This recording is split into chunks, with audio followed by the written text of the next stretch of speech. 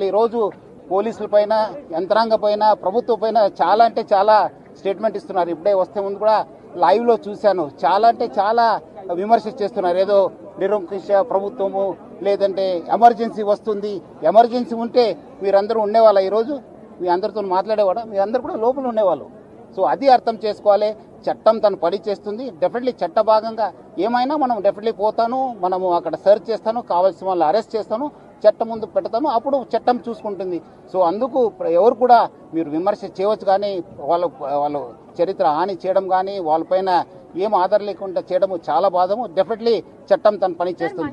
గౌరవం గురించి అంటున్నారు కదా, రాత్రి ఎన్టీవీ దేవి ఇంటికి వెళ్ళి చాలా అసభ్యంగా బిహేవ్ చేశారని ఆమె చెప్తుంది. ఎన్టీవీ సీఓ వాళ్ళ వైఫ్ తోని కూడా చాలా అసభ్యంగా బిహేవ్ చేశారు. ఇది పోలీసింగ్, కరెక్ట్ పోలీసింగ్ అని అనుకుంటున్నారా? అంటే వాళ్ళు ఎందుకు కావాల్సిన వాళ్ళు కాదా? మనం పిలిపిస్తే రావాలి కదా.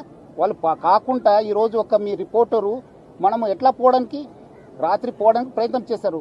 ఏ ఆధార్ పైన పోతున్నారు? 5:30 టికెట్ బుక్ చేసి బ్యాంకాక్ పేరుతో వెళ్తున్నారు. కావాల్సింది ఆనే, మనకు కోఆపరేట్ చేయాలి కాదానే. చేయకుండా ఎందుకు పారిపోతున్నారు? ఎందుకు పోతున్నారు? మనం అలాంటి ఉన్నప్పుడు ఆయన ఇంటికి పోయినప్పుడు వాళ్ళు ఎందుకు మనకు కావాల్సిన వాడు వస్తానని చెప్పి వెళ్ళిపోయారు. ఎక్కడికి వెళ్ళిపోయారనే ఈ రోజు కూడా పతా లేదు. ఎందుకు? చట్టం ముందు రండి కదా, చట్టంని ఫేస్ చేయండి కదా, అధికారం ముందు రండి. ఇన్వెస్టిగేటింగ్ సహకరించండి. ఎందుకు పారిపోతున్నారు? ఏం కావాల్సింటే తీసుకొస్తారండి, చట్టంలో ఉంది. కావాల్సింది నోటీస్ ఇస్తాను, రావాలి. వచ్చినప్పుడు మనకు పోతాను, ఇన్వెస్టిగేషన్ ఏం ఆధారం ఉంది దాని ప్రకారం చేస్తాను. మనం అదేం అట్లా ఏం లేదు, మనకు కావాల్సిన వాళ్ళు రావాలి, తీసుకొస్తాను. ఏముంది చట్టం?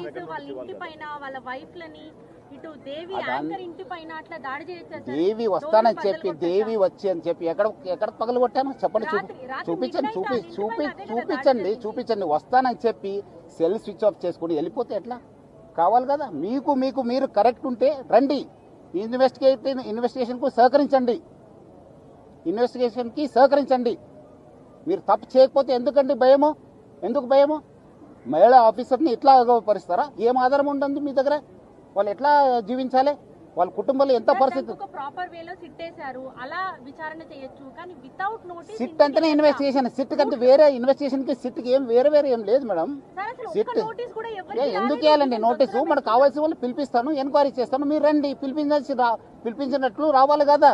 ఎందుకు పారిపోతున్నారు? ఏదో నేను బ్యాంకాక్ వెళ్తున్నాను సార్, నేను ఇప్పుడు మీ సిఇఓ గారు ఎక్కడ ఉన్నారండి? రావాలి కదా. చేస్తానండి. ఎక్కడైనా పోతే ఎక్కడున్నా పట్టుకొని వస్తాను.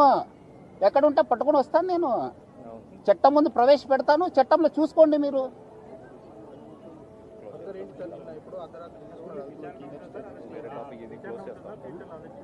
ఏది చట్టం తన పని చేస్తుంది. కావాల్సిన వాళ్ళందరూ కూడా తీసుకొస్తాను.